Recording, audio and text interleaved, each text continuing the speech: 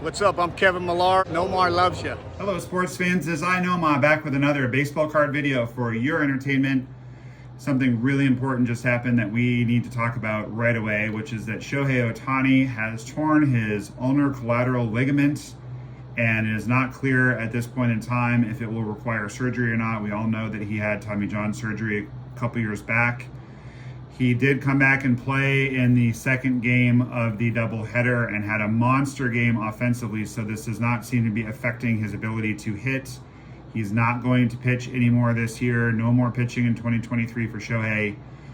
Obviously, for him personally, it's a huge blow because everyone thought he was going to get a $500 million 10-year contract as a two-way player. He may still. There are some arguments out there that he's worth $50 million a year just as a hitter. I would argue that's probably not true. There's also this question of if he has a surgery again, then obviously he's not going to be able to pitch for a year or two. If he does not have the surgery, then there's always going to be this specter hanging around there. And something that I've thought about, but I haven't heard anyone talk about this, is that Trevor Story just came back for the Red Sox. He had what's called a bracing procedure done where he did not have Tommy John, but he just had the ligament reinforced. And it was a major surgery, but it wasn't quite as extensive as Tommy John. So that's a third possibility. You know, the first is Tommy John, a second one, which is dicey. Second possibility is nothing happens and he just rests in rehab. And the third is that bracing surgery, which unfortunately would keep him out for at least the first half of next year as a hitter as well. So this is obviously a really big deal. Someone is still going to sign him and someone is going to give him a pornographic amount of money, and he and his grandchildren and great-grandchildren will be well accounted for financially forever, no matter what. He's still arguably the most dynamic and exciting player ever to play the game, but obviously he pitches and hits for 10 more years. There's no doubt at all that he's the GOAT. If his pitching career is now over, then we don't know if he'll be considered that way or not. So I always look at this from the perspective of baseball cards. Is this a buying opportunity? Is it a selling opportunity? What should you do with your Shohei cards? What should you do if you're thinking of acquiring Shohei cards?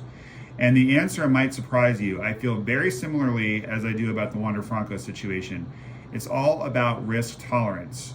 So if you're someone who does not tolerate risk well, I would suggest that you do liquidate your Shohei cards now. Even though there's a little bit of a panic and there's a little bit of a dip in the market, still you're going to be able to get really good money for them. If you wait until the winter and we know he's having surgery, I mean, first of all, it's always better to sell baseball cards during baseball season unless the person's having a horrible year. He's still going to win the MVP, so the other option would be to wait until he wins it because that's going to drive his values up. If you try to sell it in the winter or you try to sell it in the spring when he comes back and he can't play or he at least can't pitch, it's not going to be worth as much then. So this is actually, you're probably not quite at the peak. It's probably down curving a little bit, but this is a peak and a good time to sell his cards. Having said that, it's also not a bad time to try to aggressively pursue some of his better cards if someone is panicking and trying to get as much as they can, because you might still get a bargain. I'm going to be bargain hunting for Shohei if he has another Tommy John, just like I did after his first Tommy John, because he's still a dynamic talent and, you know, people are short-sighted. The stock market and baseball card market have a lot in common. It's a recency bias. And in my opinion, most people are not thinking long-term enough. So that's the short version, is if you have some really valuable Shohei cards and if you can't afford for them to go down in value, now is a great time to liquidate them. If you, on the other hand, know someone who is trying to liquidate, now would actually be a good time to buy. I think his cards are going to go down more, but if you can get someone in the right place in the right time for a trade or for a purchase, you might be able to lowball and do really well right now just because there are so many unknowns. So I hope you all find that helpful, and thank you so much for joining me. Thank you and welcome to all the new subscribers. We're so glad that the channel is growing the way it is, and thank you all so much for your support. And we'll be back with more awesome content for you either later today or tomorrow. So if you haven't subscribed yet, please do so. Please like the video and let me know what you think in the comments, and we'll see you next time. Thanks, everybody.